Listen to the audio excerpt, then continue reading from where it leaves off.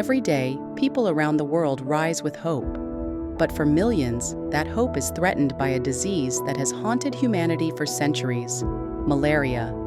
Malaria is a life-threatening disease caused by parasites, transmitted to humans through the bite of infected female Anopheles mosquitoes. Early symptoms include high fever, chills, headache, vomiting, muscle pain, and fatigue.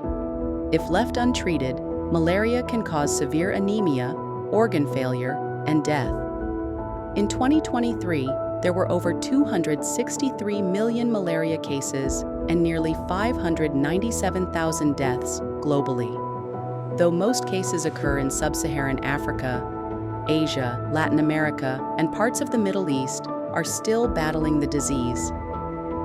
This World Malaria Day, the message is clear: malaria ends with us. It's time to reinvest in innovation, reimagine resilient health systems, and reignite global solidarity.